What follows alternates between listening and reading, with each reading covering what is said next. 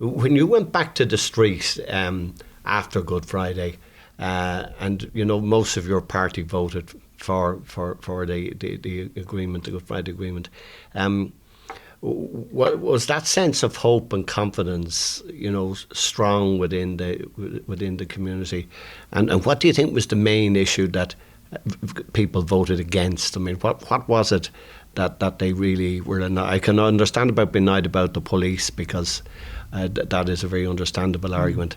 The prisoners, not so much, because prisoners were being released on both sides. But what was the mood of the public as you went into that April-May 98? There were two clear views. There were those who were vehemently opposed to it for whatever reason, because it's involving another state, Ireland, and Northern Ireland's internal affairs, prisoners and all of this, IRA getting their way and all of that. And yet there were others who were very positive and pragmatic. I can think of one person whose name I shall not mention, but his father was shot dead and by the IRA, and he came to me and he said, "Make this work. I don't want other families to suffer what I've suffered." So there were those who were very pragmatic, wanting it to work and to give it a chance to work. And there were others who were against it. And that's where I'm disappointed, because I wanted to give it a chance. Territorial integrity was important. It was enshrined in law and ensigned in various documents, and yet the territorial integrity has been breached by the protocol, I stress. And that's causing a schism within Northern Ireland that is very difficult to resolve. Yet a resolution is needed. Yeah. We have to be pragmatic and find a way forward. Not everyone can win everything.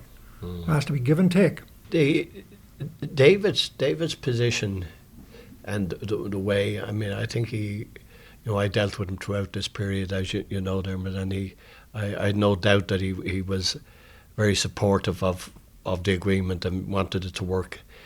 Decommissioning and the long drawn out period between 98 2003, was that really the undoing of David?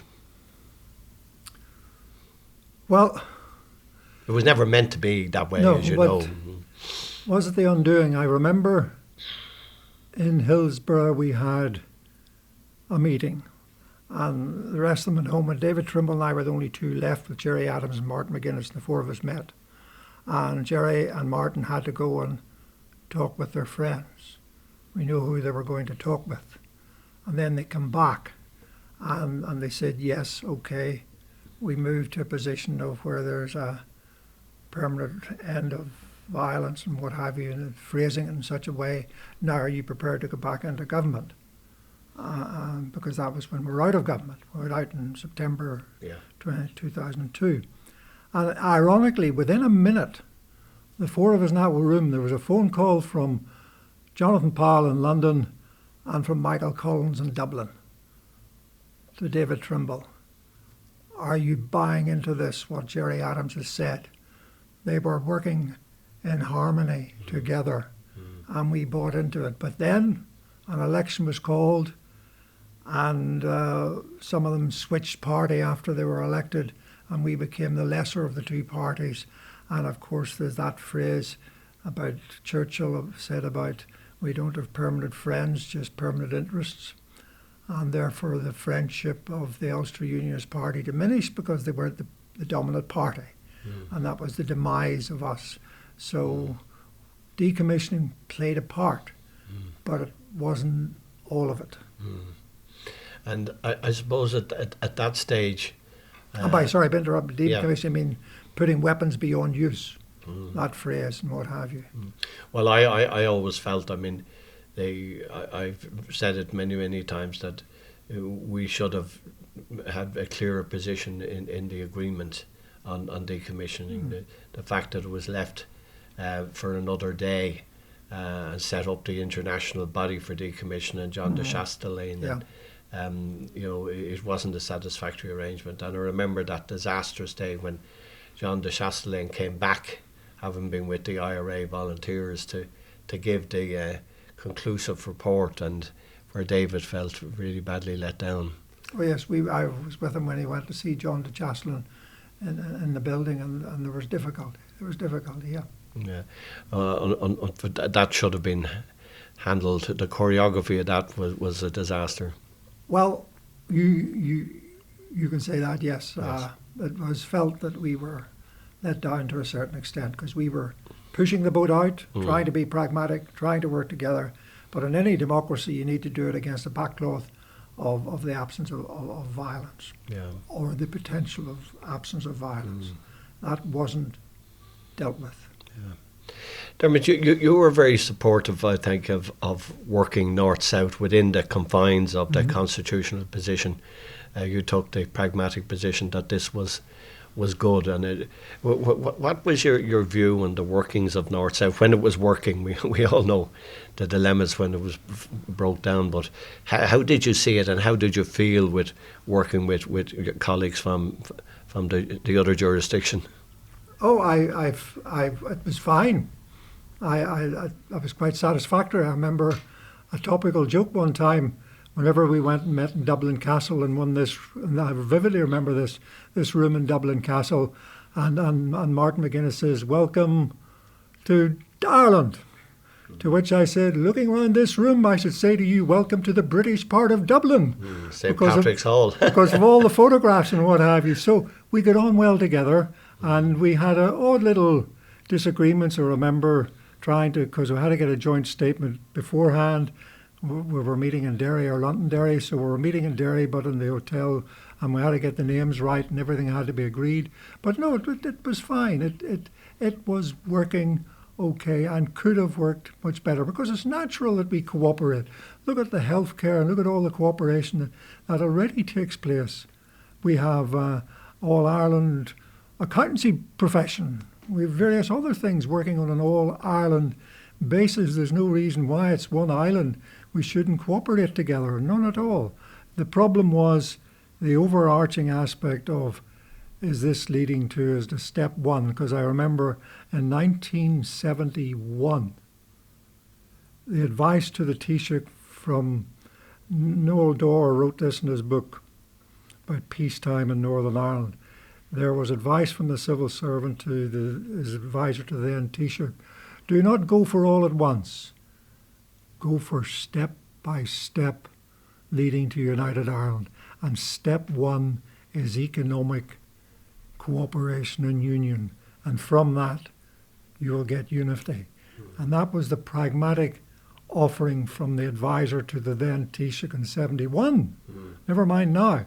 So there's that sort of overarching skepticism that is within unionism to a certain extent. And I look you straight in the eye and say, I know your position. Yeah. I appreciate and respect your position. Yeah. But I'm just saying that from my perspective, those that supported me when I was seeking election did have a certain amount of skepticism of North-South. But I, to answer your question, in working it, found it fine and found that it was needed and beneficial to both sides. Yeah. The agreement that I finally made with David when it was just the two of us, because Tony Blair had pulled out of the North-South row, because as you remember it was a heated issue. What we agreed was that we would go for a limited number of North-South bodies and implementation bodies, but on the basis that other ones could work, but they wouldn't be set down in stone. So that if the atmosphere, allowed us to cooperate, then we would do that without it being. And I think that was the pragmatic way of dealing with it, because the more you put down and said it has to be to be that this was one way. of the reasons John Taylor said I wouldn't touch a bog Yes, pole, yeah. because there was a long list. There was a long list. So and, that list was reduced. I remember that. I recall that it took 2 days to solve, or 3 days. The position, I suppose, which I took, and I was strongly of the view and argued strongly for before 98 and back even over the years from 91, that the future lay in acceptance that you could be Irish, you could be British, or you could be Irish and British. As we try to go forward and to find not a united Ireland but a new Ireland, I argued in 97, 98 that, if we could do that, this was the future, because I couldn't see any other way. Otherwise, you had the sterile arguments of what happened in 1700 and what happened in 1800, 1900. We go on forever. But what was your view on the constitutional changes that we made? I mean, did it fully, cover the fear that unionists have? I agree entirely with you. The first comment. You could be Irish and British. My name, Dermot, is an Irish name. Yes. And spelt the same. Spelt the same, yes. And you can be British. In fact, I do not seek to get people in Northern Ireland necessarily to vote for the Unionist Party, but to remain within the United Kingdom constitutionally, socially, economically, politically. It makes sense to be linked to the sixth largest economy in the world, where we do most of our trading with. And therefore, you can be Irish. In fact, I remember one time I got a lot of flack from my party colleagues. I was on a politics programme, and I said, look, we've got an All-Ireland rugby team. Maybe we should have an All-Ireland soccer team, and then we might perform better. The flack I got the next morning was unbelievable. I agree with you, but... And it was, I remember challenging John Reid, and I said, look, you can be a Scot, and be Scottish Gaelic, and be British. Same with Wales. But what I find difficult is Sinn Féin, when they were seeking an Irish Language Act, were saying, look, when they were seeking an Irish Language Act, they were saying, look, they've got a Scottish Language Act, they've got a Welsh Language Act. My answer is yes. But Nicola Sturgeon, who's a strong nationalist, sits in Westminster, recognises the constitutional position of the United Kingdom, though she wants to change it.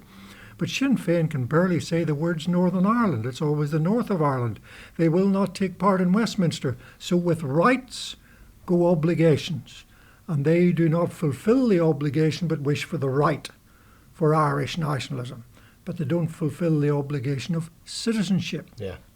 And that's where I have a difficulty. Not with SDLP, not with others, because they fully participate, but with Sinn Féin. They wish, dare I use that colloquial phrase, they wish their cake and eat it. Yeah. The concept of a different kind of a new Ireland, one that can be negotiated, but is it something you can visualise? Well, if I'm visualising you and reading the words further, that's in line with the SDLP, a new Ireland with maybe a separate parliament in Ulster or Northern Ireland, a separate one in Dublin, but they're all coalescing around an Irish Ireland, politically, constitutionally united.